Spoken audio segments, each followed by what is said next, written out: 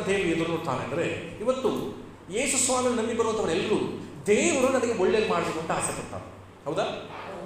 ಎಲ್ಲರೂ ನನ್ನ ಸಂಗಡ ಮಾತಾಡಿದ್ರೆ ತಲೆ ಅಲ್ಲಾಡಿಸಿದ್ರೆ ಯಾರು ನಿದ್ರೇನೂ ಬರಲ್ಲ, ನಾನು ಕೂಡ ವೇಗವಾಗಿ ಮುಗಿಸ್ತೀನಿ. ಯೇಸುವನ್ನು ನಂಬಿದ್ರೆ ದೇವರು ನಂಗೆ ಒಳ್ಳೇದು ಮಾಡಬೇಕು ಅಂತ ಆಸೆ ಪಡ್ತೀವಿ. ಹೌದಲ್ವಾ? ಯಾಕೆ ಅವರು ಒಳ್ಳೇದು ಮಾಡ್ತಿದ್ದಾರೆ ಕೂಡ? ಯಾಕೆ ಅಂದರೆ ಅವರು ತನ್ನನ್ನೇ ನಮಗೋಸ್ಕರವಾಗಿ ಅರ್ಪಿಸ್ಕೊಂಡಿದ್ದಾರೆ, ಬಿಟ್ಟುಕೊಟ್ಟಿದ್ದಾರೆ, ಸಮರ್ಪಿಸ್ಕೊಂಡಿದ್ದಾರೆ. ಹೌದಾ? ಈಗ ಯೇಸು ತನ್ನನ್ನು ತಾನೇ ನಮಗೋಸ್ಕರ ಸಮರ್ಪಿಸಿಕೊಂಡಿರುವುದರಿಂದ ಅವರಿಂದ ನಮಗೆ ಒಳ್ಳೆಯದಾಗ್ತಾ ಇದೆ. ಯಾವುದಕ್ಕೋಸ್ಕರ ನಮಗೆ ಒಳ್ಳೇದು ಮಾಡ್ತಿದ್ದಾರೆ? ಸಮರ್ಪಿಸಿಕೊಂಡದ್ದರ ನಿಮಿತ್ತ ಅಂದರೆ ನಾನು ಕೂಡ ಆತನಿಗೆ ನನ್ನನ್ನು ಸಮರ್ಪಿಸಿಕೊಳ್ಳಬೇಕು ಅನ್ನೋ ಉದ್ದೇಶಕ್ಕೆ. ಇವತ್ತು ನಾನು ಮಾತಾಡೋ ವಿಚಾರ ಸಮರ್ಪಣೆ. ಸಮರ್ಪಣೆ ನಾನು ಮಾತನಾಡುವ ವಿಚಾರ ಎಲ್ಲರೂ ಒಟ್ಟಾಗಿ ಹೇಳ್ರಿ, ಸಮರ್ಪಣೆ. ಎಸ್, ಸಮರ್ಪಣೆ. ಸಮರ್ಪಣೆ ಸಮರ್ಪಣೆ ಅಂದರೆ ಏನು? ನಿಮ್ಗೇನು ಅರ್ಥ ಆಗ್ತದೆ ಹೇಳಿ ನೋಡ. ಒಂದೆರಡು ಮಾತುಗಳಲ್ಲಿ ಸಮರ್ಪಣೆ ಅಂದರೆ ಏನು? ಒಪ್ಪಿಸ್ಕೊಡೋದು. ಸಾಕು, ಚೆನ್ನಾಗಿದೆ ಇದೆ. ಪುನಃ ಕೇಳಬೇಕು. ಒಪ್ಪಿಸ್ಕೊಡೋದು. ಇವತ್ತು ಲೋಕದ ಜನ ದೇವರಲ್ಲದವುಗಳಿಗೆ, ಅವರ ಹಿನ್ನೆಲೆ ತಿಳಿಯದವರಿಗೆ ಒಂದು ಮಾತನ್ನು ಹೇಳ್ತಾರೆ, ನಾನು ಅವ್ರಿಗೆ ಒಪ್ಪಿಸ್ಬಿಟ್ಟಿನಿ ಅಂತ. ಉದಾಹರಣೆಗೆ ದೇವರು ಬಿಟ್ಟರು ಅಂತ ಅರ್ಥ ಏನೇಳಿ? ದೇವರಿಗೆ ಅವನು ಒಪ್ಪಿಸ್ಬಿಟ್ಟಿವಿ ಅಂತ. ಕೆಲವರು ಕೂದಲನ್ನ ತೊಳೆದೆ ಗಂಟು ಕಟ್ಕೊಂಡಿರುತ್ತೆ. ಯಾಕೆ ಹೇಳಿ? ಕೂದಲನ್ನ ಅವ್ರಿಗೆ ಏನು ಮಾಡ್ಬಿಟ್ಟಿದ್ದಾರೆ? ಒಪ್ಪಿಸ್ಬಿಟ್ಟಿದ್ದಾರೆ. ಕೆಲವು ಮಾತ್ರ ಅವಾಗ ಬುರುಡೆ ಮಾಡಿಸ್ಕೊಂಡು ಬರ್ತಾರೆ. ಯಾಕೆ ಹೇಳಿ? ಕೂದಲನ್ನ ಅವ್ರಿಗೆ ಒಪ್ಪಿಸ್ಬಿಟ್ಟಿದ್ದಾರೆ. ಕೆಲವರು ಬಾಯಿಗೆ ಬೀಗ ಹಾಕ್ತಾರೆ. ಹೌದಲ್ವಾ? ಚುಚ್ಕೊಳ್ತಾರೆ, ಮುಳ್ಳಿನಲ್ಲಿ ಎಳಿತಾರೆ, ಚಾಟಿ ತಗೊಂಡು ಹೊಡಿತಾರೆ. ಕೆಲವರು ಒಂದೇ ಥರದ ಬಟ್ಟೆ ಹಾಕ್ತಾರೆ, ಅದ್ರ ಬಿಟ್ಟರೆ ಬೇರೆ ಬಟ್ಟೆ ಹಾಕಲ್ಲ. ಕಾರಣ ಸಮರ್ಪಿಸ್ಕೊಂತೀನಿ ದೇವರಿಗೆ ಅಂತ ಹೇಳ್ತಾರೆ. ಸತ್ಯ ಹೇಳ್ತೀನಿ, ಅದರ ಹಿನ್ನೆಲೆಗಳನ್ನು ನಾವು ಕೇಳಿದ್ರೆ, ನಿನ್ನೆ ಪವಿತ್ರ ಸಿಸ್ಟರ್ ಸುವಾರ್ತೆ ಹೇಳಿದ್ರು ಅಂತ ಹೇಳಿ ಒಂದು ಮನೆಗೆ ನಾನು ಹೋಗಿದ್ದೆ. ಬನ್ನಿರಿ ಪ್ರಾರ್ಥನೆಗೆ ಅಂತ ಹೇಳುವಾಗ, ಹೌದು ಸರ್ ಪಾಸ್ಟರ್, ನಮಗೆ ಸಾಕಾಗ್ಬಿಟ್ಟಿದೆ, ನಾವು ಕೂಡ ಪ್ರಾರ್ಥನೆಗೆ ಬರ್ತೀವಿ, ನಮ್ಮ ಜೀವನ ಅಲ್ಲಕಲ್ಲೋಲವಾಗ್ಬಿಟ್ಟಿದೆ ಅಂತ ಹೇಳುವಾಗ, ಯೇಸು ಸ್ವಾಮಿನ ನಂಬ್ರಿ ಅಂತೇಳಿ ಮಾತನಾಡುವಾಗ ಇನ್ನೊಂದು ಮಾತು ಬಂದಾಗ ಅವ್ರು ಹೇಳಿದ್ರು, ಹೌದು ಪಾಸ್ಟ್ರೆ, ನಮ್ಮದು ದ್ಯಾವರಗುಡ್ರ ಮನೆ ಅಂದರು. ಎಂಥ ಮನೆ? ದ್ಯಾವರಗುಡ್ರ ಮನೆ ಅಂತೇಳಿ. ಆ ದ್ಯಾವರಗುಡ್ರು ಅದ್ರ ಬಗ್ಗೆ ನಾನು ಕೇಳುವಾಗ, ಅದೆಲ್ಲ ಮಾಡಬೇಕು ಅಂತಿತ್ತು, ಸುಮ್ಮನೆ ಮಾಡಿಬಿಟ್ವಿ ಬಿಡಿ ಅಂಥೇಳಿ ಅವರು ಸುಮ್ಮನಾಗ್ಬಿಟ್ರು. ಕೆಲವರು ಈ ಲೋಕದಲ್ಲಿ ದೇವರಗಳ ಬಗ್ಗೆ ಅರಿವೇ ಇಲ್ಲದೆ ಸಮರ್ಪಿಸ್ಕೊಂಡು ಬಿಡ್ತಾರೆ. ಭಿಕ್ಷೆ ಬೇಡುವುದಕ್ಕೂ ನಮ್ಮ ತಮ್ಮನ್ನು ಸಮರ್ಪಿಸ್ಕೊಂಡ್ಬಿಡ್ತಾರೆ. ಭಿಕ್ಷೆ ಬೇಡುವುದಕ್ಕೂ ದೇವರು ಬೇಡ್ತಿದ್ರು, ನಾನು ಬೇಡ್ತೀನಿ ಅಂತೇಳಿ ಸಮರ್ಪಿಸ್ಕೊತಾರೆ. ಆದರೆ ನಮಗೋಸ್ಕರವಾಗಿ ತನ್ನನ್ನೇ ಈ ಲೋಕಕ್ಕೆ ಕಳುಹಿಸಲ್ಪಟ್ಟವನಾಗಿ ಶಿಲುಬೆಯಲ್ಲಿ ಪ್ರಾಣವನ್ನೇ ಸಮರ್ಪಿಸ್ಬಿಟ್ಟಿದ್ದ. ಯಾರಿಗೋಸ್ಕರ? ಎಲ್ಲರೂ ಮುಟ್ಟಿದ್ರಿ?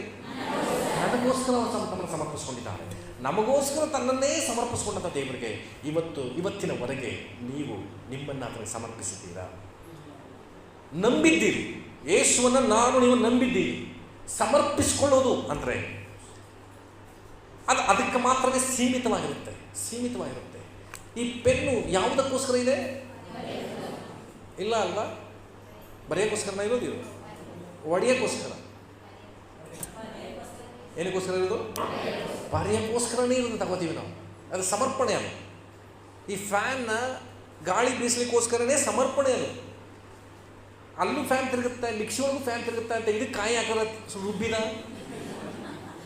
ಅಲ್ಲೂ ಬ್ಲೇಡ್ ತಿರುಗುತ್ತೆ, ಇಲ್ಲೂ ಬ್ಲೇಡ್ ತಿರುಗುತ್ತೆ, ರುಬ್ಬಲ್ಲ. ಸಮರ್ಪಣೆ. ಇವತ್ತು ದೇವರಿಗಾಗಿ ಎಲ್ಲರ ಫೋನ್ಗಳ ಸ್ವಿಚ್ ಆಫ್ ಮಾಡಿ ತಮ್ಮನ್ನು ತಾವು ಸಮರ್ಪಿಸಿಕೊಳ್ಳದ ಹೊರತು ದೇವರಿಂದ ನಾವು ಮೇಲುಗಳನ್ನು ಇನ್ನೂ ಹೆಚ್ಚಾಗಿ ಹೊಂದಿಕೊಳ್ಳಲಿಕ್ಕೆ ಸಾಧ್ಯವಿಲ್ಲ. ಯೇಸು ಸ್ವಾಮಿನ ಪ್ರಾರಂಭದಲ್ಲಿ ಬಂದಂಥವರು ದೇವರಿಗೆ ಸಮರ್ಪಣೆ ತೋರಿಸ್ಕೊಳ್ತಾರೆ. ಎಲ್ಲರೂ ನನ್ನ ಸಂಗಡ ಇರ್ರಿ, ಗಮನಿಸ್ರಿ. ಸಮರ್ಪಿಸಿಕೊಳ್ಬೇಕಾಗಿದೆ. ಪಕ್ಕದಲ್ಲಿ ಹೇಳ್ರಿ, ಇವತ್ತಿನಿಂದ ದೇವರಿಗೆ ನಮ್ಮನ್ನು ಸಮರ್ಪಿಸಿಕೊಳ್ಳೋಣ. ಹೇಳ್ರಿ, ಗಮನಿಸ್ರಿ. ಯಾರು ಮಾತನಾಡಬೇಡ್ರಿ, ಮಧ್ಯ ನನಗೆ ಡಿಸ್ಟರ್ಬ್ ಆಗುತ್ತೆ. ಗಮನಿಸ್ರಿ. ಸಮರ್ಪಿಸಿಕೊಳ್ಳುವುದರ ಕುರಿತಾಗಿ ಮಾತನಾಡೋದಕ್ಕಿಂತ ಮುಂಚೆ ನಾನು ಏನನ್ನೆಲ್ಲ ನಾವು ಸಮರ್ಪಿಸಬೇಕು, ಯಾವುದನ್ನೆಲ್ಲ ನಾವು ಸಮರ್ಪಿಸಬೇಕು. ಯಾಕೆಂದರೆ ಸಮರ್ಪಣೆಯ ಬಗ್ಗೆ ಇನ್ನೂ ಡೀಟೇಲಾಗಿ ಹೇಳ್ಬೋದು. ನಾನು ಸಮಯ ಇಲ್ಲೋದ್ರಿಂದ ಯಾವುದನ್ನೆಲ್ಲ ನಾವು ಕರ್ತನಿಗೆ ಸಮರ್ಪಿಸಬಹುದು ಅನ್ನುವುದರ ಕುರಿತಾಗಿ ಇವತ್ತು ನಾನು ಮಾತಾಡ್ತೇನೆ. ತೆಗೆದುಕೊಳ್ಳೋಣ ಆದಿಕಾಂಡ 22ನೇ ಅಧ್ಯಾಯ. ಎಲ್ಲವೂ ಚಿರಪರಿಚಿತವಾದಂತಹ ವಿಷಯಗಳೇ, ಆದರೆ ನನ್ನಲ್ಲಿ ಈ ಕಾರ್ಯ ನೆರವೇರಿದೆಯಾ ಎಂಬುದಾಗಿ ನಾವು ಗಮನಿಸೋಣ.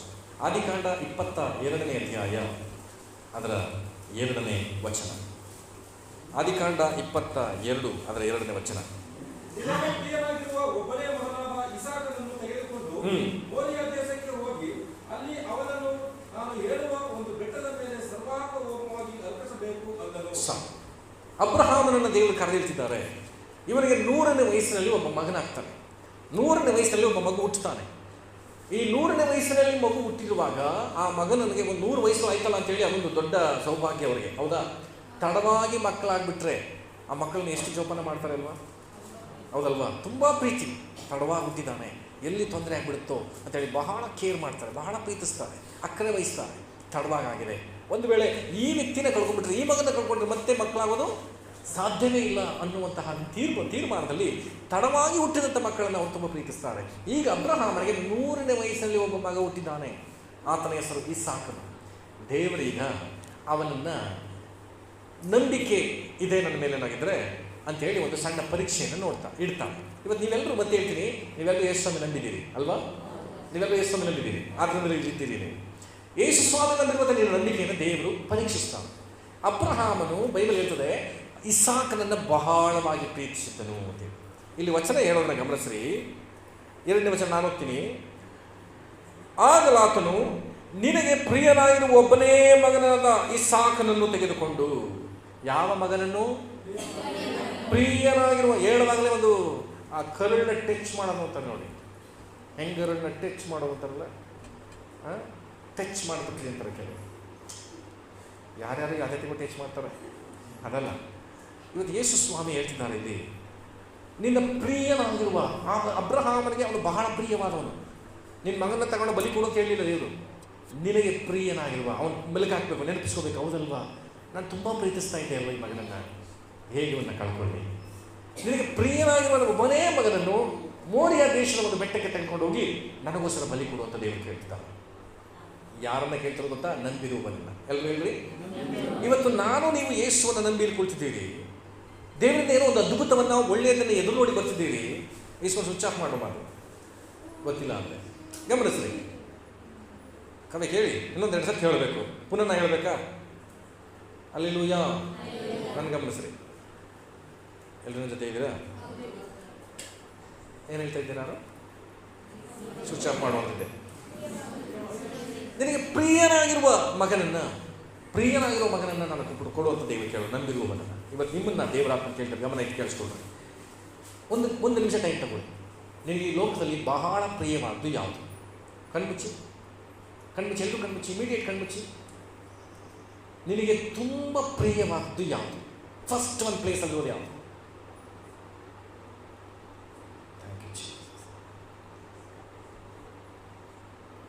ಆ ವ್ಯಕ್ತಿ ಆಗಿರ್ಬೋದು, ವಸ್ತು ಆಗಿರ್ಬೋದು, ಕೆಲಸ ಆಗಿರ್ಬೋದು, ಹಣ ಆಗಿರ್ಬೋದು, ನಿನ್ನ ಮಕ್ಕಳಾಗಿರ್ಬೋದು, ನಿನ್ನ ಆಸ್ತಿ ಇರ್ಬೋದು, ಯಾವುದಾದ್ರೂ ಆಗಿರ್ಬೋದು.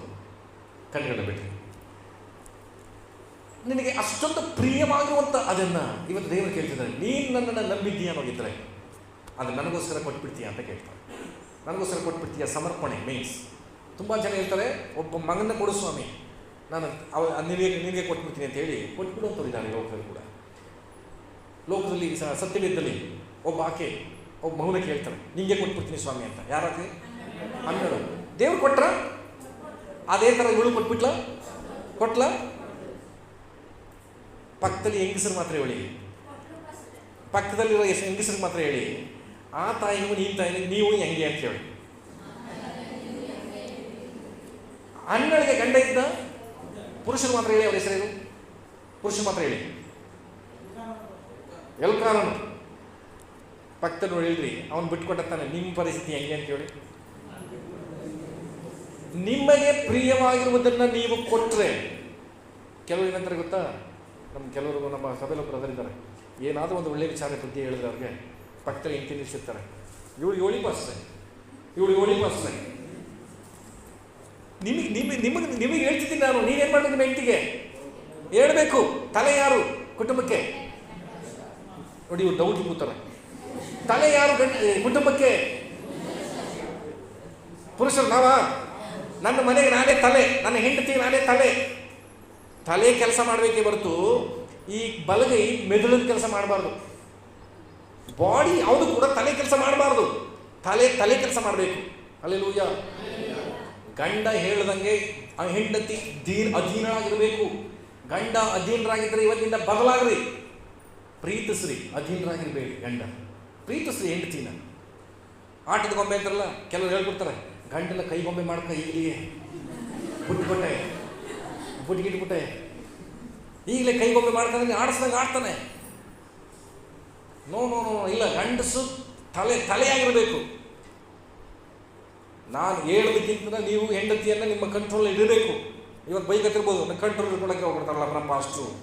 ಕಂಟ್ರೋಲ್ ಅಂದರೆ ನಿಮ್ಮನ್ನು ದಾಸರಾಗಲ್ಲ, ಸಹಭಾಗಿನಿಯಾಗಿ ಮಾಡ್ತಿದ್ದಾರೆ. ಆದಿ ಕಾಂಡದಲ್ಲಿಯೇ ದೇವರು ಅಬ್ರಹಾಮನಿಗೆ ಆದಾಮನಿಗೆ ಹೆಣ್ಣನ್ನು ಕೊಡುವಾಗ ಏನು ಮಾಡಿದ್ರು? ನಾನು ನಿನಗೆ ಸರಿ ಬೀಳುವ ಸಹಕಾರಿಯನ್ನು ಉಂಟು ಮಾಡ್ತೇನೆ. ಹೆಂಡತಿ ಅಂದರೆ ಗಂಡನಿಗೆ ಸಹಕಾರಿ. ಸಹಕಾರಿ ಅಂದರೆ ಹೆಲ್ಪರ್. ನಿಮಗೆ ಎಲ್ಲದಕ್ಕೂ ಸಪೋರ್ಟಿವಾಗಿರಬೇಕು ಹೆಂಡತಿ. ಎತ್ತು ಏರ್ಗಳಂತಂದ್ರೆ ಕೋಣ ಹಂಗಿರ್ಬಾರ್ದು, ಗಂಡ ಹೆಂಡತಿ ವ್ಯತ್ಯಾಸವಾಗಿರ್ಬಾರ್ದು.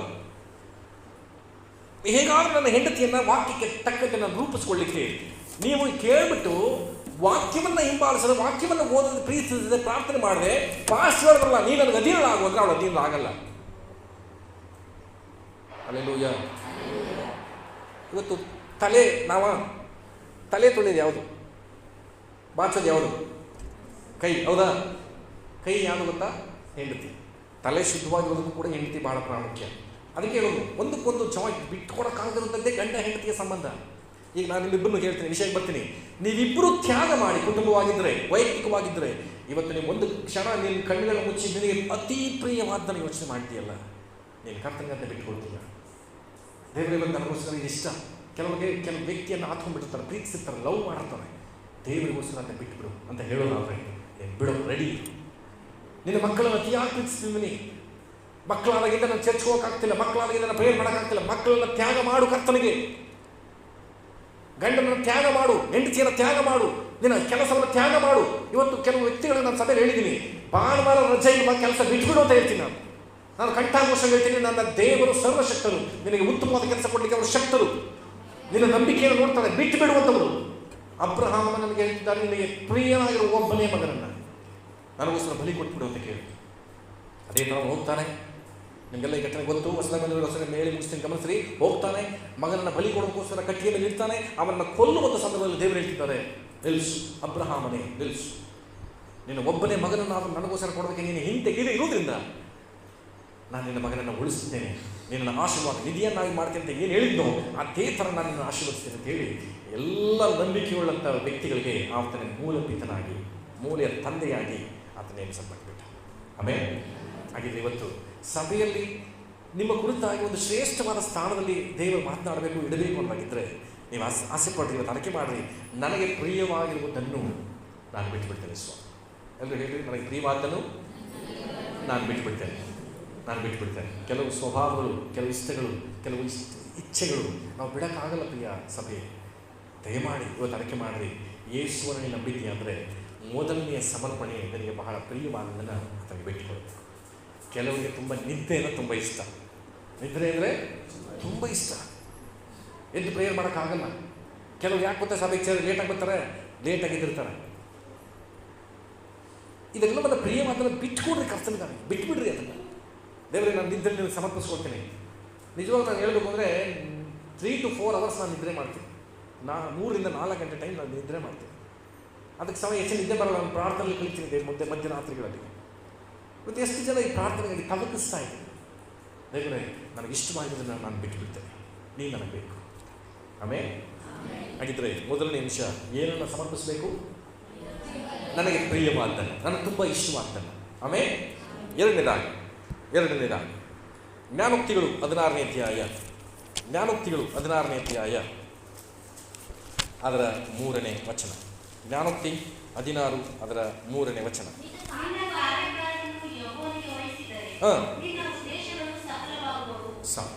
ನಿನ್ನ ಕಾರ್ಯಗಳನ್ನು ಅಥವಾ ನಿನ್ನ ಕಾರ್ಯಭಾರವನ್ನು ಯೆಹೋವನಿಗೆ ವಹಿಸಿದರೆ ನಿನ್ನ ಉದ್ದೇಶಗಳು ಸಫಲವಾಗುವು. ಇವತ್ತು ನಮಗೆ ಉದ್ದೇಶಗಳಿದೆಯಾ? ಉದ್ದೇಶಗಳಿವೆ. ತುಂಬ ಜನ ಹೇಳಿಲ್ಲ. ನಿಮಗೆ ಉದ್ದೇಶ ಇದೆಯಾ? ಉದ್ದೇಶ ಅಂದರೆ ಈಗ ಗಾಡಿ ತಗೋಬೇಕು ನಾವು. ಏನಕ್ಕೆ? ಪಕ್ಕದ ಮನೇಲಿ ನಿಂತದ ನಮ್ಮಲ್ಲಿ ನಿಂತ್ಕೊಳ್ಳಿ ಅಂತ ಇಲ್ಲ. ಯಾವ ಉದ್ದೇಶಕ್ಕೆ ತಗೋತೀರಿ? ನನಗೆ ತುಂಬ ಕೆಲಸಕ್ಕೆ ದೂರ ಹೋಗಬೇಕು, ಎಮರ್ಜೆನ್ಸಿಗೆ ಆಗಲ್ಲ ಓಡಾಡೋಕ್ಕೆ, ಅವ್ರವ್ರನ್ನ ಗಾಡಿ ಕೇಳೋಕ್ಕಾಗಲ್ಲ, ಅವ್ರವ್ರನ್ನ ಡ್ರಾಪ್ ಕೇಳೋಕ್ಕಾಗಲ್ಲ, ಚರ್ಚ್ ಎಷ್ಟು ದೂರ ಇದೆ, ದೂರ ಹೋಗಬೇಕು, ಈ ಥರ ಅನೇಕ ಉದ್ದೇಶಗಳಿಗೂ ಗಾಡಿ ತಗೋತೀವಿ. ಹೀಗೆ ಪ್ರತಿಯೊಂದೊಂದು ವಿಷಯಗಳಿಗೂ ನಮಗೆ ಉದ್ದೇಶಗಳಿದೆ. ಆ ಉದ್ದೇಶಗಳು ಕೂಡ ನಾವು ಆಸೆ ಪಡ್ತೀವಿ, ಅದೆಲ್ಲ ನೆರವೇರಬೇಕು ಅಂತ ಆಸೆ ಪಡ್ತೀವಿ. ಹೌದಾ? ಮಕ್ಕಳು ಯಾಕೆ ಸ್ಕೂಲ್ಗೆ ಸೇರಿಸ್ತೀವಿ? ಅವ್ರು ಚೆನ್ನಾಗಿ ಓದಿ ಒಂದು ಒಳ್ಳೆ ಕೆಲಸ ತಗೊಳ್ಳಿ. ಹೌದಾ? ಉದ್ದೇಶ. ಮಕ್ಕಳು ಯಾಕೆ ಒಳ್ಳೆ ಬಟ್ಟೆ ಹಾಕ್ತೀವಿ? ನನ್ನ ಮಕ್ಕಳು ಚೆನ್ನಾಗಿ ಕಾಣಬೇಕು, ಚೆನ್ನಾಗಿ ಇರಬೇಕು, ಚೆನ್ನಾಗಿ ಬೆಳಿಬೇಕು, ಒಂದು ಉದ್ದೇಶ ಇದೆ. ಸಣ್ಣ ವಿಷಯದ ದೊಡ್ಡ ಕಾರ್ಯವರೆಗೂ. ನಾನು ಫಾಸ್ಟಾಗಿ ಮಾತಾಡ್ತಿದ್ದೀನ? ಅರ್ಥ ಆಗ್ತಿದೆಯಾ? ಹೌದಾ? ಓಕೆ, ಇನ್ನೂ ಸ್ಲೋವಾಗಿ ಹೋಗ್ತೀನಿ, ಇನ್ನೂ ಸ್ಲೋವಾಗಿ ಮಾತಾಡ್ತೀನಿ. ಅದೊಂದು ಅಭ್ಯಾಸ ಆಗ್ಬಿಟ್ಟೈತೆ ನನಗೆ. ಟಕ ಟಕ ಟಕ ಓಡ್ಬಿಡ್ತೀನಿ. ಇಲ್ಲಿ ಕೆಲವ್ರಿಗೆ ಅರ್ಥನೇ ಆಗಿರಲ್ಲ ಪಾಪ. ಆದಷ್ಟು ನನ್ನನ್ನು ದೇವ್ರು ಕಂಟ್ರೋಲ್ ಮಾಡಲಿ, ನನ್ನ ಜೊತೆ ಇರಲಿ. ಯಾವುದಾದ್ರೂ ಒಂದು ವಿಷಯಕ್ಕೆ ನಾವು ಉದ್ದೇಶಗಳನ್ನು ಇಟ್ಟುಕೊಂಡೇ ಅದು ಸಫಲವಾಗಲಿ ಅಂತ ಆಸೆ ಪಡ್ತೀವಿ. ಬಟ್ ಬೈಬಲ್ ಹೇಳ್ತದೆ, ನಿನ್ನ ಉದ್ದೇಶಗಳು ಸಫಲವಾಗುವವು ಯಾವಾಗ ಗೊತ್ತಾ? ನಿನ್ನ ಕಾರ್ಯಭಾರಗಳನ್ನು ಯಾವ ಉದ್ದೇಶಕ್ಕೆ ತೆಗೆದುಕೊಂಡಿದೆಯೋ ಆ ಉದ್ದೇಶಕ್ಕೆ ವಿರುದ್ಧವಾದಂತಹ ಸಂಗತಿಗಳು, ಸನ್ನಿವೇಶಗಳು ಎದುರಾದಾಗ, ನೀವೆಲ್ಲರೂ ಇರಲಿ, ನನ್ನ ಜೊತೆ ಇದ್ದರೆ ಇದೆಲ್ಲ ಚೆನ್ನಾಗಿ ಅರ್ಥ ಆಗುತ್ತೆ. ನಾವು ತೆಗೆದುಕೊಂಡಂಥ ಉದ್ದೇಶಕ್ಕೆ ವಿರುದ್ಧವಾಗಿ ನಮಗೆ ಕಾರ್ಯಗಳು ಬರುವಾಗ ಚಿಂತೆ ಮಾಡೋರು ಯಾರು? ನೋಡಿ, ತುಂಬ ಜನ ಮಾತಾಡ್ತಾರೆ, ಯಾಕಂದ್ರೆ ನನ್ನ ಜೊತೆ ಇಲ್ಲ ಅಂತ ಆಯಿತು. ಈಗ ನಾನು ಒಂದು ಜಾಗ ತೊಗೊಂಡ್ಬಿಟ್ಟೆ, 30-40 ಸೈಟ್ ತೊಗೊಂಡೆ. ಏನಕ್ಕಾಗಿ? ಒಂದು ಮನೆ ಕಟ್ಟಬೇಕು. ನಾನು ಎಕ್ಸಾಂಪಲ್ ಕೊಡದೆ ಮುಂದಕ್ಕೆ ಹೋಗೋಣ ಅಂತೀನಿ, ಯಾರೂ ಮಾತಾಡ್ತಿಲ್ಲ. 30-40 ಸೈಟ್ ತೊಗೊಂಡಿದ್ದೀನಿ, ಮನೆ ಕಟ್ಟಕ್ಕೆ ಸ್ಟಾರ್ಟ್ ಮಾಡಬೇಕು. ಇನ್ನೂ ಒಂದು ಮಾತು ಹೇಳ್ತೀನಿ, ಗುದ್ಲಿ ಪೂಜೆ ಮಾಡಬೇಕು ಅಂತ. ಯಾವ ಪೂಜೆ? ಆ ಪೂಜೆ ಎಲ್ಲ ಮಾಡಬೇಡಿ, ಗುದ್ಲಿ ಪೂಜೆ ಮಾಡಬೇಡಿ, ದೇವರಿಗೆ ಮಾತ್ರ ಪೂಜೆ. ಆಮೇಲೆ ಗಮನಿಸ್ರಿ, ಆ 30-40 ಸೈಟ್ನಲ್ಲಿ ಮನೆ ಕಟ್ಟಬೇಕು ಅಂತಿದ್ದಾಗ ಪಕ್ಕದಲ್ಲಿ ಬಂದು ಇದು ನನ್ನ ಜಾಗ ಅಂತಾನೆ. ನೀ ಹೆಂಗೆ ತಗೊಂಡ, ನನಗೂ ಅದೇ ಪತ್ರ ಅದ ನೋಡು ಅಂತ ಕೊಡ್ತಾನೆ. ಈಗ ನಾನೇನು ಮಾಡ್ತೀನಿ? ಈ ಕಾರ್ಯಕ್ಕೆ ಒಂದು ಭಾರ ಬಂತು, ಈ ಕಾರ್ಯಕ್ಕೆ ಒಂದು ಭಾರ ಬಂತು. ಕಾರ್ಯ ನಾನು ಪ್ರಾರಂಭಿಸಿದ್ದು, ಭಾರ ಮತ್ತೊಬ್ಬರಿಂದ ಬಂದದ್ದು. ಬಟ್ ನಮಗೆ ಉದ್ದೇಶ ಇದೆ, ಇದು ಸಫಲ ಆಗಬೇಕು ಅಂತ, ಈ ಮನೆ ಕಟ್ಟಬೇಕು ಅಂತ. ಈಗ ಕಾರ್ಯಭಾರ ಬಂತು, ಏನು ಮಾಡ್ತೀವಿ? ನೀವು ಹೇಳ್ರಿ ಫ್ರ್ಯಾಂಕಾಗಿ. ದೇವ್ರನ್ನ ಬೇಡಬೇಕು ಅಲ್ಲ, ನಿಮ್ಮ ಫ್ರ್ಯಾಂಕಾಗಿ ಹೇಳಿ ಅಲ್ಲಿ. ನೀವು ನಿಜವಾಗ್ಲೂ ದೇವ್ರು ಬಯಸ್ತೀರಿ ಇದನ್ನ? ದೇವರೇ ಸೈಟ್ ತಗೊಂಡೆ, ಇದಕ್ಕೆ ಸಂಬಂಧಪಟ್ಟ ವ್ಯಕ್ತಿ ನಿಮ್ಮ ಸಂಗಡ ಮಾತಾಡುವಂಥ ಯಾರು ಏನೂ ಪ್ರಯತ್ನ ಮಾಡಿ ಹೋಗಿ ದೇವ್ರ ಪಾದದಲ್ಲಿ ಮೊಣಕಾಲು ಹಾಕುವಂಥ ಅಭ್ಯಾಸ ಯಾರಿಗಿತ್ತು? ನಮಗೆ ಯಾರಿಗೂ ಇಲ್ಲ. ತಕ್ಷಣ ಫೋನ್ ತಕ್ಕ ಒಣ ಓನರ್ಗೆ, ಮನೆ ಆಳಿಗೆ, ನನ್ನ ಮನೆ ಹಾಳು ಮಾಡಿಬಿಟ್ಟಿಲ್ಲಪ್ಪ, ಬೇಸರ ಪಟ್ಕೊಂಡು ಗುಣಗ್ತೀವಿ, ಮಾತಾಡ್ತೀವಿ. ಬೈಬಲ್ ಹೇಳ್ತಿದೆ, ನೀನು ಇದೊಂದು ವಿಷಯ ಅಲ್ಲ, ನಿನ್ನ ಮಕ್ಕಳ ವಿಷಯದಲ್ಲಿ, ನಿನ್ನ ಕುಟುಂಬದ ವಿಷಯದಲ್ಲಿ, ನಿನ್ನ ಹೆಂಡತಿ ವಿಷಯದಲ್ಲಿ, ನಿನ್ನ ಗಂಡನ ವಿಷಯದಲ್ಲಿ, ನಿನ್ನ ಮಕ್ಕಳ ವಿಷಯದಲ್ಲಿ, ಅವರ ಎಜುಕೇಷನ್ ವಿಷಯದಲ್ಲಿ, ನಿನ್ನ ಆರೋಗ್ಯದ ಪರಿಸ್ಥಿತಿಯಲ್ಲಿ, ಎಲ್ಲ ವಿಷಯಕ್ಕೂ ಒಂದು ಕಾರ್ಯವು ಸಫಲವಾಗಬೇಕು ಅಂದರೆ, ನಿನ್ನ ಉದ್ದೇಶಗಳು ಸಫಲವಾಗಬೇಕು ಅಂದರೆ ಕಾರ್ಯಭಾರವನ್ನು ಯೆಹೋವನಿಗೆ ವಹಿಸು, ಸಮರ್ಪಿಸು. ತನ್ನ ಪ್ರಿಯನಾಗಿರುವ ಒಬ್ಬನೇ ಮಗನನ್ನು ಸಮರ್ಪಿಸು ಅಂತ ಕೇಳಿದ್ರು. ಈಗ ಹೇಳ್ತಿದ್ದಾರೆ, ನೀನು ಯಾವುದೆಲ್ಲ ವಿಷಯಗಳಲ್ಲಿ ಕಾರ್ಯದಲ್ಲಿ ಭಾರಗಳಿದೆಯೋ ಅದೆಲ್ಲವನ್ನು ನನಗೆ ಕೊಡು ಅಂತ ಕೇಳ್ತಿದ್ದಾರೆ. ಇಂಥವ್ರು ನಮ್ಮ ಜನಕ್ಕೆ ಇಷ್ಟ ಆಗಲ್ಲ. ನಾನು ಕ್ಲಿಯರ್ ಮಾಡ್ತೀನಿ, 20,000 ತಗೊಂಬಾರ ಅಂತ ಜಾಗ ಹೋಗ್ತಾರೆ. ಈ ಕಾರ್ಯ ಭಾರ ಇದೆಯಾ? 20,000 ಕೊಡು, ನಾನು ತಗೊಳ್ತೀನಿ ಅಂತಾರೆ. ನಾನು ಪವಿತ್ರ ಸಿಸ್ಟರ್, ನಾನು ಮನೆಗೆ ಹೋಗಿದ್ದೀನಿ, ನಾವೆಲ್ಲ ಅವ್ರ ಯಜಮಾನರು, ನಾವು ಕುಟುಂಬವಾಗಿ ನಾವು ಕುಟುಂಬಕ್ಕೆ ಹೋಗಿದ್ದೀವಿ. ಅವ್ರ ಮನೆಯವ್ರು ಕೇಳಿದಂತೆ 25,000 ಕೊಡಿ ತಗಸ್ಬಿಡ್ತೀನಿ ಅಂತ. ಯಾದನ್ನ ಮಾಟ ಮಂತ್ರ ಮಾಡಿಸಿರೋದನ್ನ ಎಲ್ಲರೂ ಇಲ್ಲಿ ಇದ್ದೀರಾ? ಎಲ್ಲರೂ ಎಚ್ಚರವಾಗಿದ್ದೀರಿ? ಸ್ತೋತ್ರ. 25,000 ಕೊಡೋದು, ನಾನೇ ಸುಮ್ಮನೆ ತಗೋತೀನಿ ಇರಲಿ?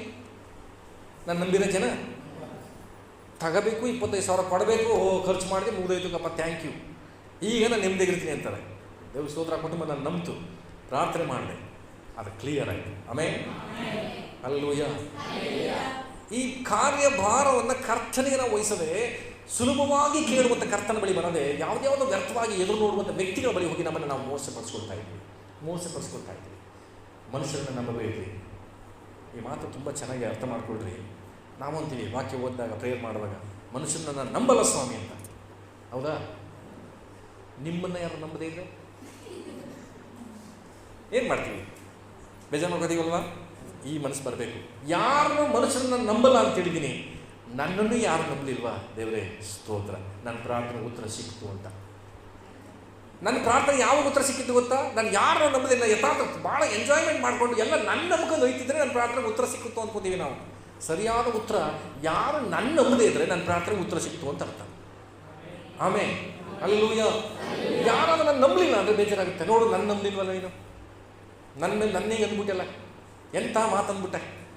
ಸಾಯಗಂಟು ಮರೆಯಕ್ಕಾಗಲ್ಲ ಅಂತ ಮಾತಂದ್ಬಿಟ್ಟೆ, ನನ್ನ ನಂಬಿಲ್ವಲ್ಲ ಅಂತ. ಹಲ್ಲೆಲೂಯಾ. ನನ್ನನ್ನು ನಂಬದೇ ಇರುವಂತಹ ಸನ್ನಿವೇಶ ಬರಬೇಕು ಅಂದರೆ, ನಾನು ಮತ್ತೊಬ್ಬನ ನಂಬದೇ ಇರುವಂಥ ಸನ್ನಿವೇಶ ಬರಬೇಕು ಅಂದರೆ, ನಾವು ಎಲ್ಲವನ್ನ ಕರ್ತನಿಗೆ ವಹಿಸಬೇಕಾಗಿದೆ. ಆ ಮನಸ್ಥಿತಿ ಬಂದ್ರೇ ಏನೇ ನಡೆದು ದೇವರೇ ನೀನು ನೋಡ್ಕೋ ಸ್ವಾಮಿ. ಕೆಲವು ಲೋಕದವ್ರು ಇರ್ತಾರೆ, ಕಷ್ಟ ಮನುಷ್ಯನಿಗೆ ಬರದೆ ಮರಕ್ಕೆ ಬಂದ ಅಂತ ಹೇಳಿ ನೀನು ನೋಡ್ಕ ಸ್ವಾಮಿ ಅಂತಾರೆ. ಪಕ್ಕದವ್ರು ಹೇಳ್ರಿ, ದೇವ್ರು ನೋಡ್ಕೊತಾರೆ ಸುಮ್ಮನಿರಿ ಅಂತ ಹೇಳಿ. ಲಿಂಗರಾಜ್ ಪಕ್ಕದವ್ರು ಹೇಳಿ, ನಮ್ಮ ಹೇಮಚಂದ್ರಮೂರ್ತಿ ಹೇಳಿ, ದೇವ್ರು ನೋಡ್ಕೊತಾರೆ ಸುಮ್ಮನೆ. ಹಲ್ಲೆಲೂಯಾ. ನಮ್ಮ ಹೇಮಚಂದ್ರಮೂರ್ತಿ ಅವ್ರ ನಂಬಿಕೆ ನೋಡಿದ್ರೆ ನಂಗೆ ಭಾಳ ಸಂತೋಷ ಆಗುತ್ತೆ. ಬಹಳ ದೃಢವಾದ ನಂಬಿಕೆಯಲ್ಲಿ ಬರ್ತಿದ್ದಾರೆ. ಹಲ್ಲೆಲೂಯಾ. ದೇವರು ಒಳ್ಳೆಯವರು. ಮತ್ತೆ ಗಮನಿಸ್ರಿ, ಮತ್ತೆ ಹೇಳ್ತೀನಿ, ಮೊದಲದಾಗಿ ಯಾವುದನ್ನು ಸಮರ್ಪಿಸಬೇಕು? ನನಗೆ ಪ್ರಿಯವಾದದ್ದನ್ನು. ಇವತ್ತು ಮನೆಗೆ ಹೋಗಿ ಹುಡುಕ್ಬೇಕು, ಯಾವ್ದು ಪ್ರಿಯವಾಗಿದ್ದನ್ನು ಸಮರ್ಪಿಸಿದ್ದೀನ ಹುಡುಕ್ರಿ. ಒಂದು ಹುಡುಗನ ಜೊತೆ ಯಾವಾಗಲೂ ಬೈಕ್ ಓಡಾಡ್ತಾಳೆ. ಈಗ ಬಿಟ್ರೆ ನಡ್ಕೊಂಡ್ಬೇಕಾಯ್ತು. ನಾನು ಯೋಚನೆ ಮಾಡ್ತಿದ್ದೀಯಾ? ಬದಲಾಗು, ನೀನು ಬಿಡಬೇಕು.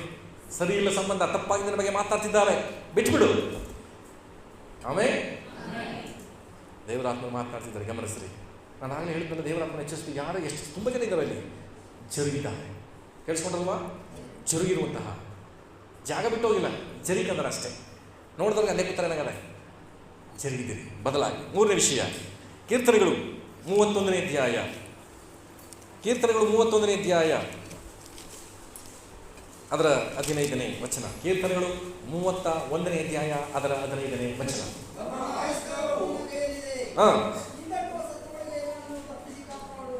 ಗಮನಿಸ್ರಿ, ನಾನು ಹೋಗ್ತೀನಿ. ನನ್ನ ಆಯುಷ್ಕಾಲವು ನಿನ್ನ ಕೈಯಲ್ಲಿದೆ, ಹಿಂದಟ್ಟುವ ಶತ್ರುಗಳಿಗೆ ನನ್ನನ್ನು ತಪ್ಪಿಸಿ ಕಾಪಾಡು. ಮೊದಲನೇ ಎಲೆ ಹೇಳ್ತದೆ, ನನ್ನ ಆಯುಷ್ಕಾಲವು ಯಾರ ಕೈಯಲ್ಲಿದೆ? ದೇವರ ಕೈಯಲ್ಲಿದೆ ಅಂತ ಬಂತು. ಮೀನ್ಸ್ ಹಿಂಗೆ ಹೇಳ್ತೀನಿ, ಆಯುಷ್ಕಾಲ ಮೀನ್ಸ್ ಇನ್ನೊಂದು ಅರ್ಥ ಸಮಯ. ನನ್ನ ಟೈಮ್ ಯಾರ ಕೈಲಿದೆ? ದೇವ್ರ ಕೈಲಿದೆ. ಆದರೆ ನಿನ್ನ ಟೈಮು ನಿಜವಾಗ್ಲೂ ದೇವ್ರಿಗೆ ಕೊಟ್ಟಿದೆ? ನನ್ನ ಟೈಮ್ನ ದೇವ್ರಿಗೆ ಕೊಟ್ಟಿದ್ದೀನ? ಎಲ್ಲ ಟೈಮ್ನು ನಾನೇ ಯೂಸ್ ಮಾಡ್ತಿದ್ದೀನಿ ಹೊರತು ದೇವರಿಗಾಗಿ ಸಮಯನ ಕೊಟ್ಟಿದ್ದೀನ? ಬೈಬಲ್ ಹೇಳ್ತಿದೆ, ನನ್ನ ಆಯುಷ್ಕಾಲವು ನಿನ್ನ ಕೈಲಿದೆ ಸ್ವಾಮಿ. ಅದು ಯಾವಾಗ ಗಡಿಯಾರ ಟಕ್ ನಿಂತೋಗುತ್ತೋ ಈ ಲೋಕದಲ್ಲಿ ಪ್ರಯಾಣ ಮುಗಿದೈತೆ. ಆದರೆ ಅಲ್ಲಿವರೆಗೂ ನಾವು ಹೇಳ್ತಿದ್ದೀವಿ, ಭಕ್ತರು ಹೇಳ್ತಿದ್ದಾನೆ, ನನ್ನ ಸಮಯ ನಿನ್ನ ಕೈಲಿದೆ ಸ್ವಾಮಿ.